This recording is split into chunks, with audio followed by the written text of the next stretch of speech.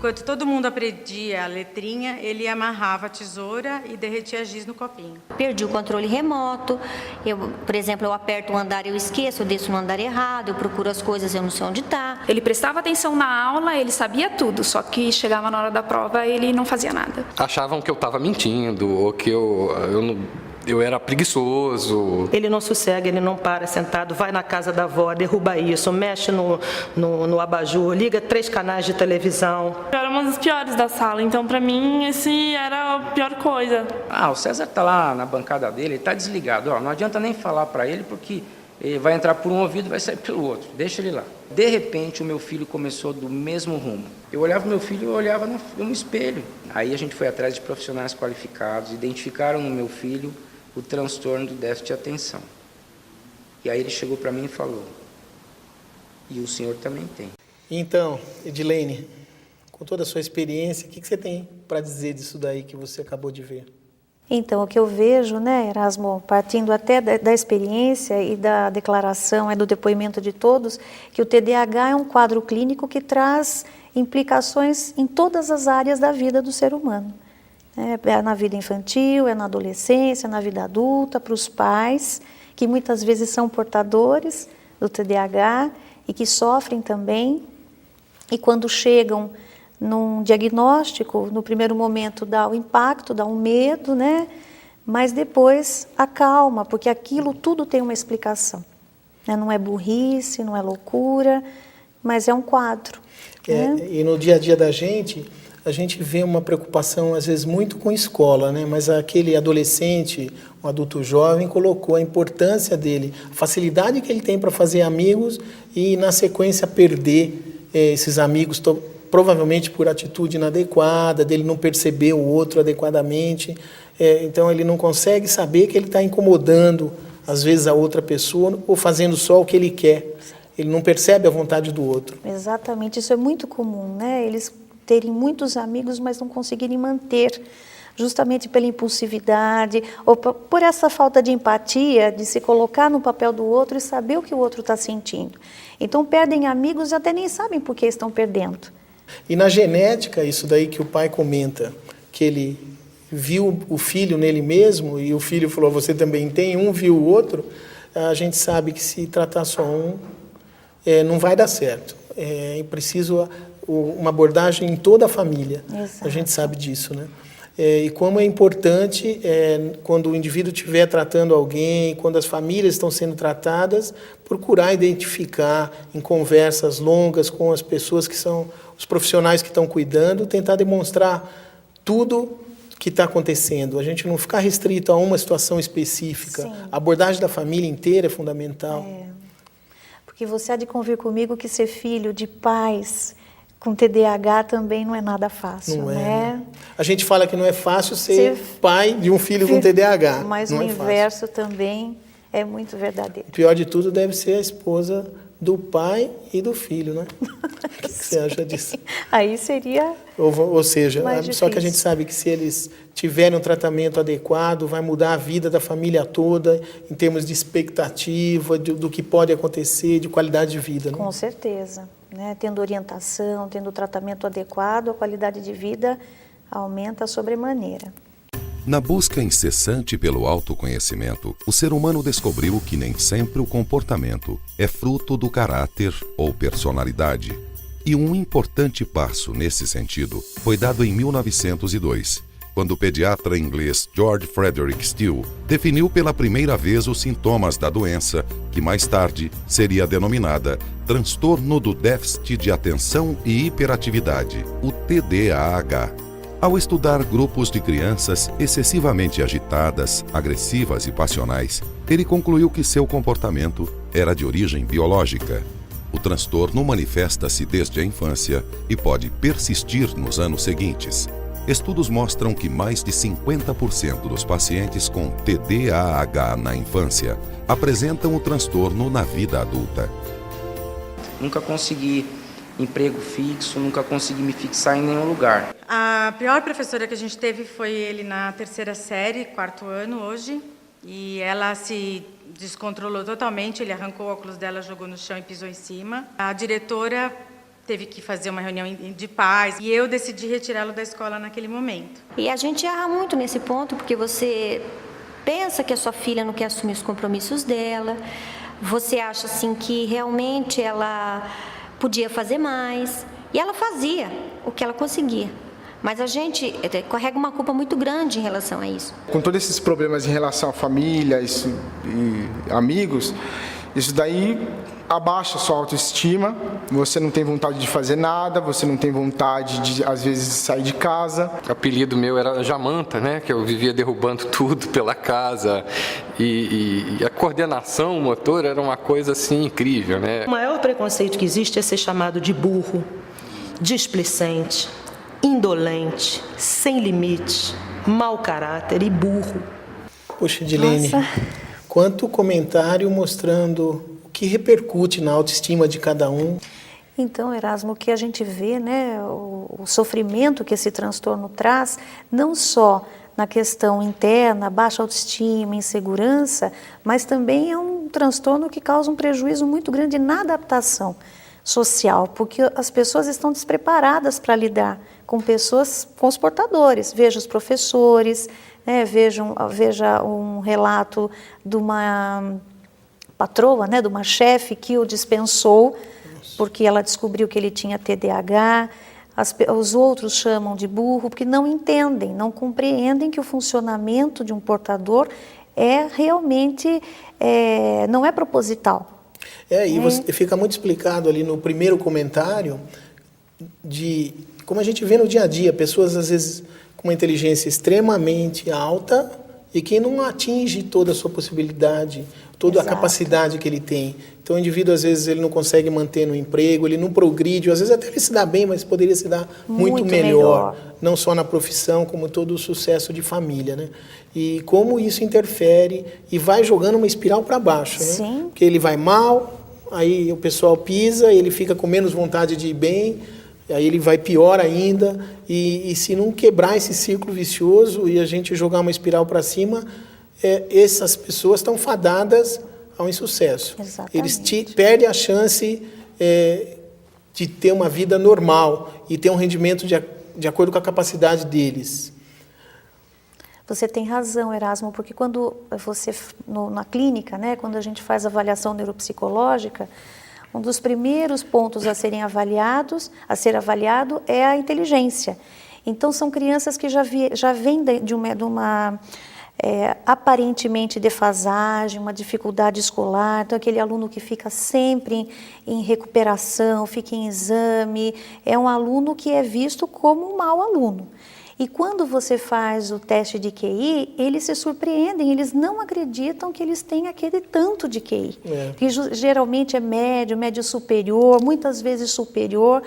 E para eles, eu digo que é até terapêutico, porque eles não acreditam que eles têm tanta capacidade assim. Eu vejo isso na prática também. Quando ele faz uma avaliação psicológica e neuropsicológica e eles percebem a capacidade deles, eles falam, puxa, tenho chance. E como o TDAH, que impede ele de planejar, você viu ela colocando que não consegue terminar a prova, provavelmente porque ela fica muito tempo numa questão que às vezes ela não tem nem como resolver. Porque eles administram mal o tempo. Administram. Isso é o dia a dia, né, que a gente vê aluno de pós-graduação que não consegue acabar a tese porque ele não começa o trabalho, ele estuda e não começa a escrever. Exato, vai postergando, né, porque se perde no tempo. Então, não é uma coisa só de criança, né? Não. Então, quando às vezes uma pessoa inteligente fala, eu não paro no emprego, provavelmente com toda a capacidade dele, às vezes ele para numa coisinha e que ele não chega no foco do que ele tinha que chegar. É interessante isso, né? Por isso que o tratamento adequado pode mudar toda essa situação. E abrir a janela dessas pessoas, abrir a vida, né? Sim. Para eles poderem continuar. Atingindo os objetivos, né? Que cada um tem os seus, e principalmente facilitando a adaptação deles na vida. Decisões dependem de informações. Só escolhemos caminhos e definimos rumos se tivermos a noção do que pode vir pela frente. Por isso, conheceremos agora os passos para o tratamento do TDAH. E aí, lógico, né, os pais, a gente fica preocupado com os filhos, um remédio, assim, né, que tem controle de receita e tudo, nós falamos, não vamos dar um remédio, né? Porque se você falar que você toma um remédio de tarja preta, vão achar que você é louco, né? E não é bem isso. Quando você tem algo que te deixa, ou te faz parecer enrolado, né, meio desorganizado, é uma coisa. Quando você tem um negócio que tem nome e sobrenome, você tem um transtorno bem definido, bem estudado, você tem um diagnóstico, as coisas encaixam na sua cabeça de um jeito diferente e leva um certo tempo para você aceitar, né? Eu fiquei realmente um pouco preocupada, porque existe todo um mito, né, de que a gente vai medicar crianças, que a gente vai dar remédio para a cabeça, e tem todo esse imaginário mesmo ligado à questão da saúde mental, da gente achar que a gente está criando, né, possibilidades, potencial para loucura, de dependência. Mas olha, a gente tinha que acreditar em alguma coisa, porque pior do que estava não podia ficar. E Edilene, você trabalha tanto com TDAH, esses comentários fazem parte do seu dia a dia? São corriqueiros, Erasmo, e me chama a atenção 2 pontos aí, 2 aspectos. Um é o susto na hora do diagnóstico, né? Sabe-se que tem alguma coisa, que alguma coisa não anda bem, algo vai errado, mas ainda não tem nome. E a hora que o médico dá um nome, aquilo tem um impacto muito grande. A importância desse susto, que eu acho que não dá para a gente querer achar que alguém consegue fazer um diagnóstico muito rápido. Sim. Primeiro, que você precisa entender muito a vida daquela pessoa, com uma história longa, com detalhes. Não é um diagnóstico que precisa ser emergencial, porque isso não é meningite, não é uma coisa que o indivíduo vai morrer amanhã se você não começar a orientar adequadamente. Então, você tem que ter muita seriedade na avaliação, no diagnóstico, e isso não dá para ser num tempo curto, de 10, 15 minutos.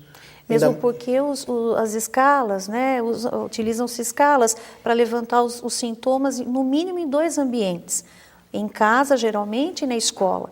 Então, realmente, o clínico tem que ter um tempo para a mãe poder levar essas escalas, preencher, passar para a professora, para depois retornar e aí poder fazer o levantamento, né, do histórico, dos... E as escalas, na verdade, funcionam mais como triagem. A importância do indivíduo, do profissional que cuida, tendo os dados da escala e refazer a história com a família, porque isso, porque aquilo, e aí ele passa uma segurança para a família e até explicar por que tudo está acontecendo. Né? Exatamente. E a outra coisa que eu achei muito interessante, Edilene, essa coisa dos mitos, né? Como o mito fica, né?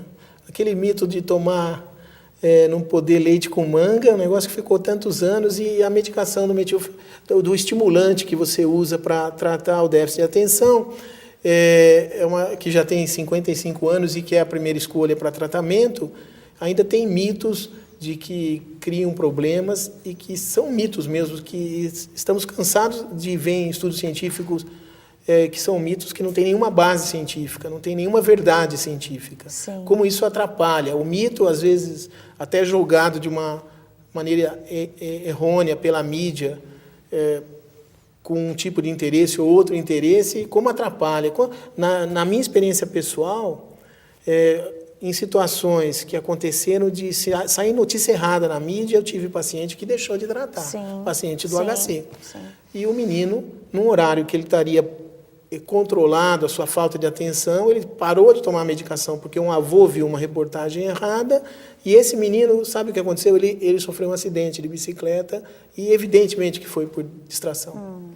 Isso atrapalhou muito a vida dessa criança, porque não foi brincadeira, foi uma coisa séria. E isso é mais comum do que a gente imagina, né? Os médicos orientam, aí a vizinha, ou a professora, ou a tia falam que imagine dar essa medicação, porque ainda existe muito preconceito. Esse era o outro ponto que eu ia comentar com você, que me chamou a atenção, o preconceito contra a medicação. Mas se a medicação é estudada, se ela é controlada, o clínico é capacitado, como é que ele vai prescrever uma medicação inadequada? E os pais têm que confiar. Eu acho que sim. Então, tudo a confiança que a família tem que ter com o profissional e que começa já escolhendo um profissional adequado. Sim. Né? Uma pessoa adequada para aquilo, e o profissional também se mostrar adequado. Ele tem que fazer uma avaliação muito séria, esse questionamento nos outros ambientes, de como as coisas são, o que foi feito até hoje para acontecer, um tempo de sintomas. Isso é muito importante, Erasmo, que você está falando, traz à luz aí uma série de informações para os pais poderem saber escolher o clínico, né, saber o que esperar de uma conduta adequada, para poderem aí seguir um tratamento, né, se for necessário. O tratamento é multimodal, com a combinação de diferentes cuidados. E o primeiro deles é agir diretamente onde está a origem do distúrbio, no cérebro. Ou mais exatamente na região cerebral do córtex pré-frontal. É aqui que se processam funções como decisões de movimento, pensamento abstrato e criativo, fluência de pensamento, linguagem e vontade, determinação e atenção seletiva. E aqui também, como em outras partes do cérebro, estas funções ocorrem por meio das sinapses, as conexões elétricas entre as células de nosso sistema nervoso. As sinapses viabilizam-se em presença de substâncias bioquímicas neurotransmissoras. Entre elas está a dopamina e noradrenalina. Por influência genética, algumas pessoas apresentam disfunção relacionada a esses neurotransmissores. É quando a atividade desta região diminui, com a consequente redução de capacidade de concentração e controle de impulsos. O paciente tende então a apresentar problemas como hiperatividade, perda de foco e dificuldades de relacionamento. O tratamento medicamentoso nestes casos pode ser feito com estimulantes do sistema nervoso central e assim a transmissão neural do córtex pré-frontal atinge os níveis desejáveis.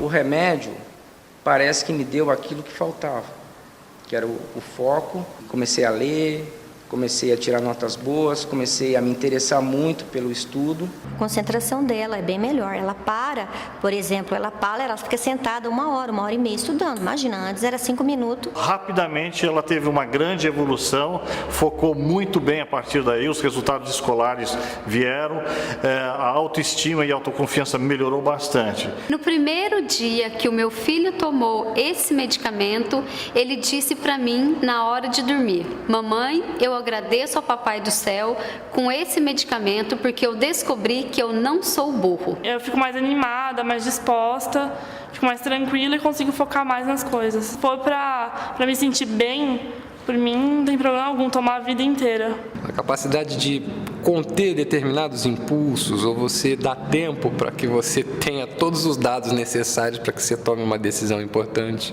Meu filho começou a tomar essa medicação, ele tinha 14 anos, ele está com 25 anos, vai fazer 25 anos agora, e ele está super bem. Eu fico muito emocionado de ver o que aquela senhora falou a respeito do filho, que falou: hoje eu percebi que eu não sou burro. A outra pessoa que mudou a vida dele, ele passou a ser um profissional com outra capacidade, virou professor universitário.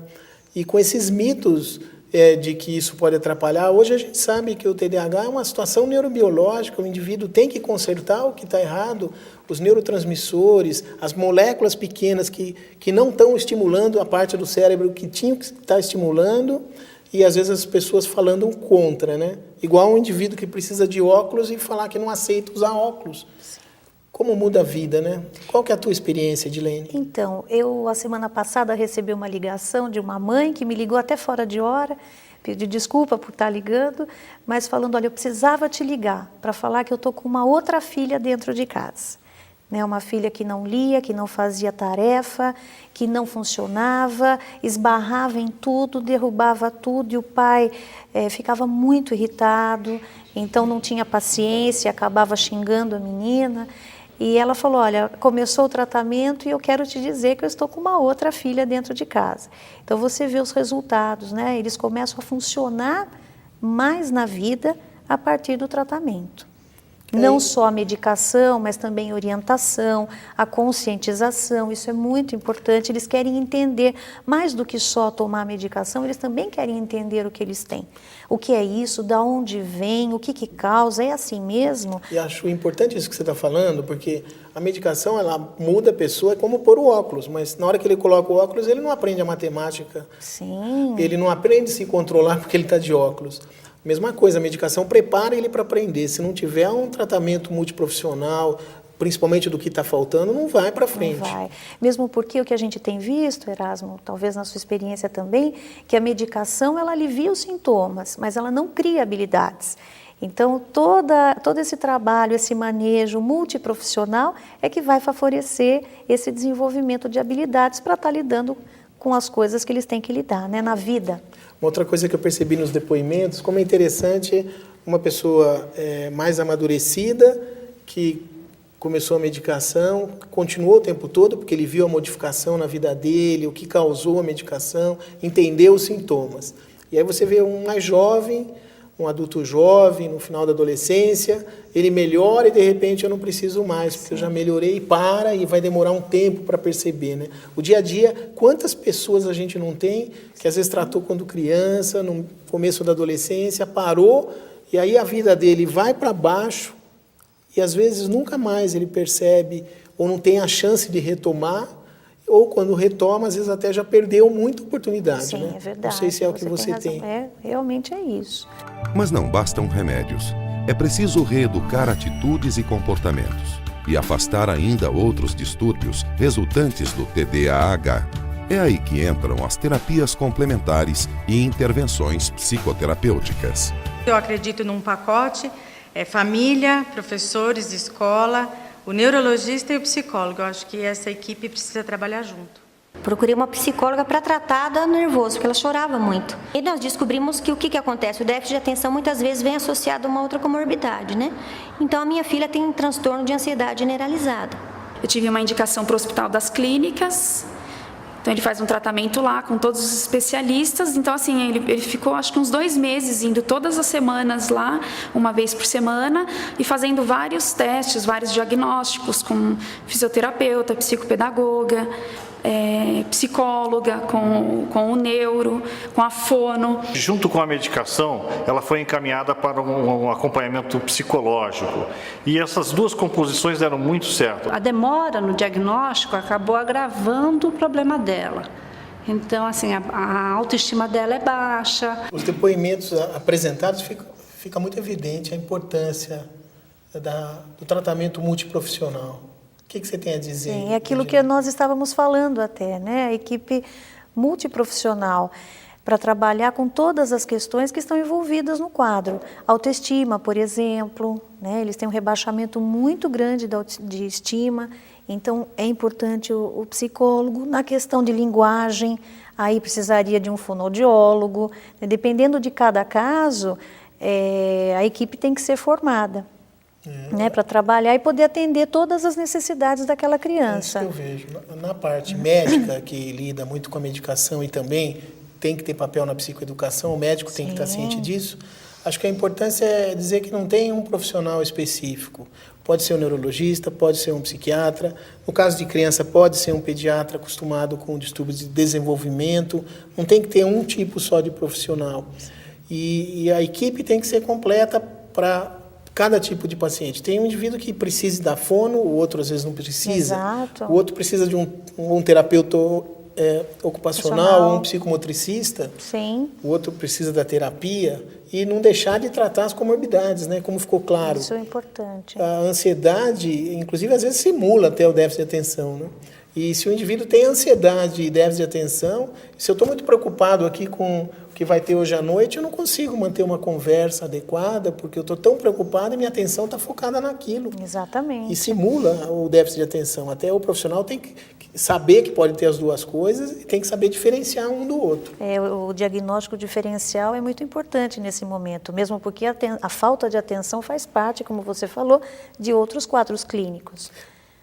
O profissional, eu acho que o fundamental, e aí a equipe tem que trabalhar junto, seja o psicólogo, seja o médico, seja o fonoaudiólogo, o psicopedagogo, todo mundo trabalhando junto para perceber que além do TDAH, a gente sabe que 60%, 70% das vezes o indivíduo tem outras coisas. Exatamente. E se você não tratar as outras coisas, é uma causa grande para o déficit na adesão ao tratamento. O indivíduo acaba deixando de tratar porque ele acha que não está indo tão bem. Sim. O que eu vejo assim, às vezes eles melhoram muito, é igual pôs o óculos, mas se ele não colocou o óculos, que ele não estava enxergando a lousa, não estava aprendendo matemática, se você não reforçar a matemática para trás, ele não continua. Sim. De repente fala, puxa vida, como é que eu vou aprender sendo que eu não tenho aquela base que precisa? Então, para mim, fica muito evidente na fala de todo mundo a importância de você atuar em vários setores. Exato. Justamente porque o próprio TDAH, sem comorbidade alguma, ele já necessita de vários cuidados, né? E além do que, com comorbidades, aí a necessidade se torna maior. Eu acho que é interessante o que eu vejo no meu dia a dia e que eu pude ver em todos esses depoimentos, como a gente aprende, né? Lidando com o paciente. A gente tem que estar sempre pronto para aprender. E tornar importante a gente estar cada vez mais sensível ao problema dessas pessoas. Eu acho que a gente estando sensível, a gente estando atualizando, estudando sempre, a gente vai poder estar tratando melhor esses portadores do TDAH. Eu concordo, eles que nos fazem especialistas. Exatamente. E como a gente continua e a gente melhora, eles melhoram mais, e isso é gratificante para nós. E é um estímulo grande para a gente ficar cada vez mais especialista. E a gente espera que tenham muitos especialistas no Brasil todo. Exatamente. Pela alta prevalência do TDAH, é necessário, né? Que outros profissionais também tenham essa leitura e possam ajudar tantas famílias que estão precisando desse atendimento, desse olhar e de propor novas saídas. Com a ajuda da terapia cognitiva, o paciente entra em um processo de autoconhecimento. Identifica, modifica pensamentos ou crenças que resultem em comportamentos considerados inadequados para um desenvolvimento sadio. Para os casos de dificuldades de aprendizagem, há o apoio da pedagogia. Com ela, o paciente desenvolve melhores estratégias para aprender. Já os pacientes com problemas de linguagem podem ser auxiliados por fonoaudiólogos. Cada um de nós escolhe o próprio caminho para a realização plena de sonhos, de ter uma vida produtiva e de se integrar perfeitamente ao mundo. Portadores de TDAH não têm por que ser exceção. Ninguém escolhe condições de corpo e cérebro, mas pode encontrar dentro de si forças para melhorá-los sempre. Vale a pena encarar esse desafio. Eu queria que você pudesse fazer alguns comentários e transmitir uma mensagem do que você, de todo o teu conhecimento, do que foi comentado, para as pessoas que vão poder estar nos assistindo.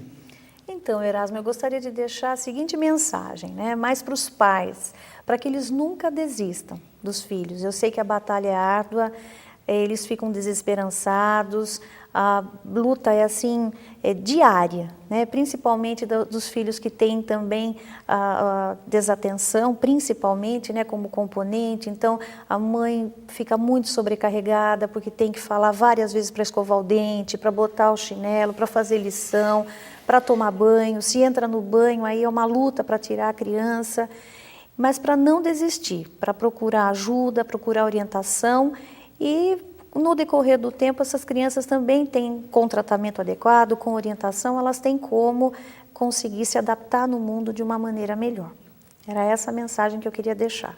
E agradecer, né, por estar aqui.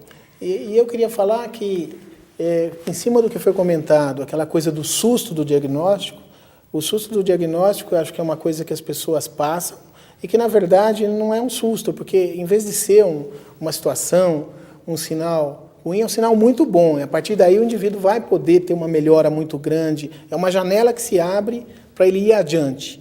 E a partir daí, pelos depoimentos que a gente pôde ver, pela prática da gente, a gente sabe que essas pessoas têm toda a possibilidade de continuar progredindo e ter uma vida normal e a pessoa alcançar o seu potencial. Então, foi um prazer ter podido participar desse programa, de estar aqui do seu lado, Edilene, que é uma amiga de longa data, e espero que vocês aproveitem.